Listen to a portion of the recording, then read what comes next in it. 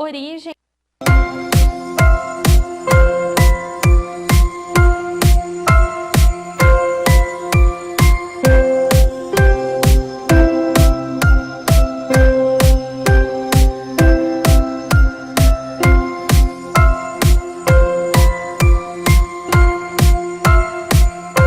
Olá, agora nós vamos fazer a corrente russa no glúteo.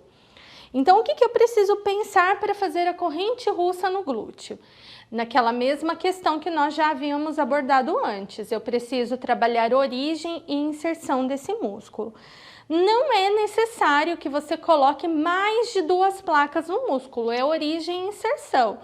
Ellen, eu estou na dúvida, o que eu estou trabalhando ali? Habitualmente no glúteo, nós trabalhamos glúteo máximo. Então, lá no seu mapa muscular, você vai observar que o glúteo máximo, ele compreende a maior parte, na verdade, da região glútea, é a parte mais externa. Gostaria de trabalhar glúteo médio. O glúteo médio, ele faz abdução de perna. Então, a gente vai ter que pensar no posicionamento dele para a abdução da perna. E aí fica mais difícil você trabalhar com a corrente russa. E o glúteo mínimo, ele estabiliza a rotação interna da perna. Então, se você fosse trabalhar o glúteo mínimo, você não conseguiria posicionar placas. Então, o glúteo máximo, que é o que vai ser sobressaltado, né, quando a gente vai trabalhar um músculo, é muito melhor que você faça somente nele, porque é ele que dá o volume, que deixa o bumbum mais empinado, é ele que vai fazer essa diferença. Glúteo médio e glúteo mínimo, geralmente é para estabilizar o movimento, e aí você vai trabalhar isso, geralmente, só na fisioterapia ou numa academia, quando você tem deficiência de força. Isso já está te prejudicando em alguma coisa.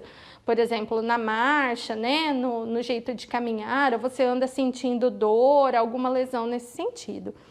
Para a estética, o glúteo máximo é o nosso ponto principal de trabalho.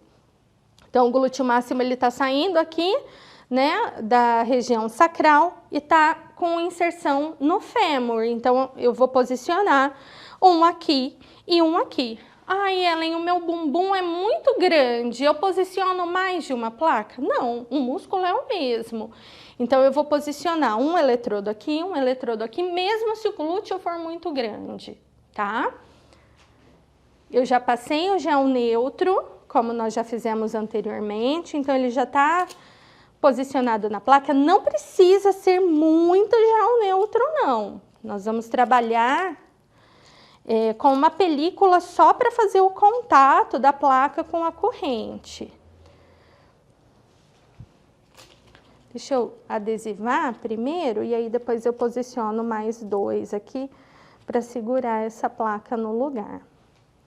Só para ela não cair. Então, é uma corrente apolar, tanto faz se o cabo cinza vai estar do lado de cima ou do lado de baixo.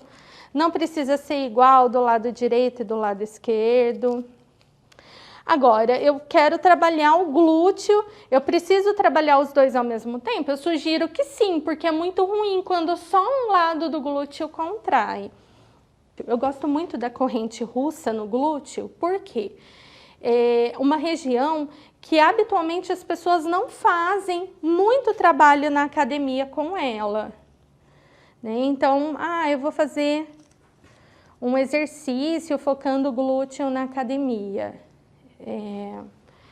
Habitualmente, quando você começa a sentir dor, você para a atividade.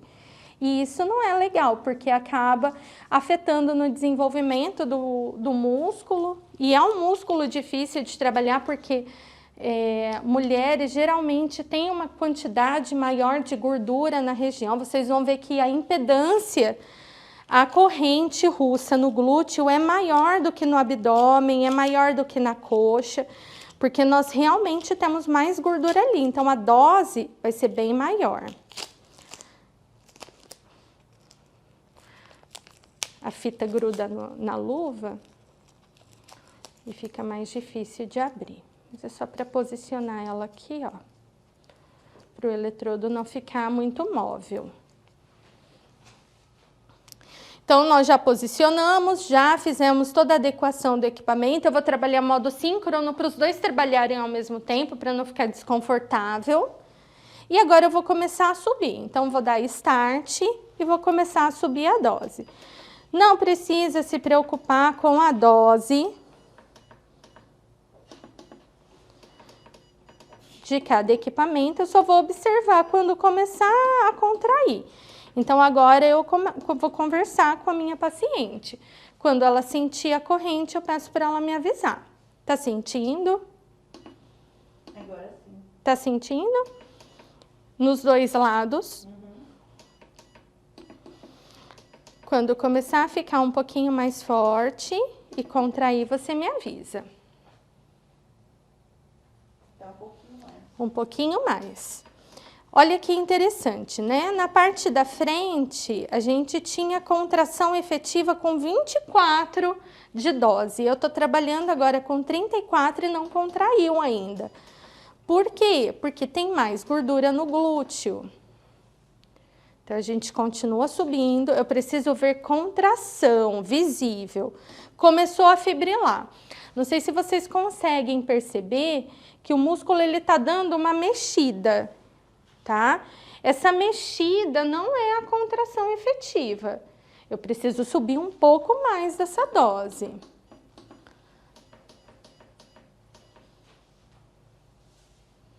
Ainda tá fibrilando, tá vendo que o bumbum tá só balançando? Então, a gente vai subindo mais.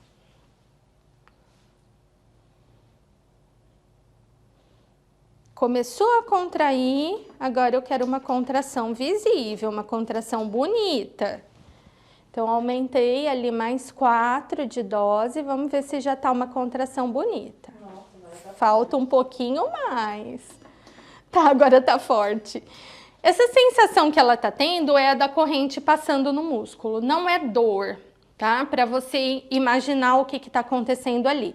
Você sente um formigamento mais intenso e depois uma contração, parecida com a que você tem quando você tem uma cãibra, mas sem a dor da cãibra, é aquela contração involuntária. O que a gente tem aqui? Uma contração que a corrente está fazendo. Quando ela executar a contração consciente, ela vai sentir menos a passagem da corrente, então ela acaba ficando mais suave. Até uma dica para você falar para sua paciente que quando ela fizer a contração, essa sensação de formigamento vai aliviar, para ela manter contração ativa quando o teu equipamento contrair. Então, olha, a gente já está vendo contração. Eu vou esperar um pouquinho mais para você ver a corrente acomodando. No bumbum, a gente consegue perceber bem direitinho isso. Começou a fibrilar aqui. Lembra que ele estava com contração ativa e ele voltou para o estágio da fibrilação. Isso aconteceu porque a corrente acomodou. Mais ou menos em torno de 1 a 2 minutos isso vai acontecer. O que eu preciso fazer? Vir aqui no meu equipamento e ajustar a dose dessa corrente. Então, a gente vai lá e dá um aumento na contração para ele voltar a fazer contração efetiva, em torno de 2 a 3 a mais na sua dose.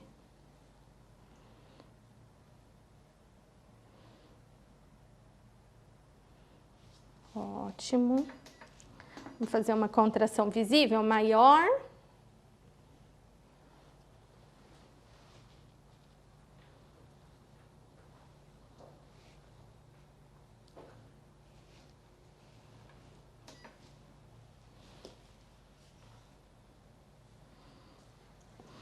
É legal deixar os cabos assim mais soltos para você saber exatamente o cabo que você está usando para fazer um estímulo e outro.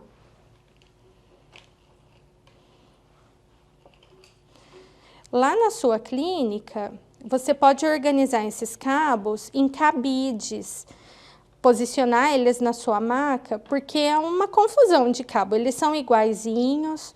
Na hora que a gente vai trabalhar, como os outros estão enrolados, eles acabam se emaranhando no cabo que você está usando, ó.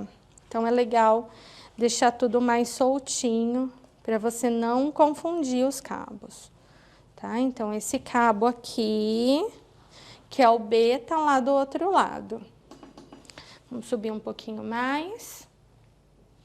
Contração efetiva visível e a nossa paciente tá fazendo a contração dela também, tá? Então, lembrando que a orientação é que ela não faça academia no dia que você fez a aplicação da corrente russa e que ela respeite um intervalo de 48 a 72 horas depois. Isso é muito importante porque não há, nesse caso, uma sobrecarga muscular e você não tem risco de lesionar. Além do que, quando nós fazemos a aplicação da corrente russa, nós estamos recrutando todas as unidades motoras funcionais desse músculo.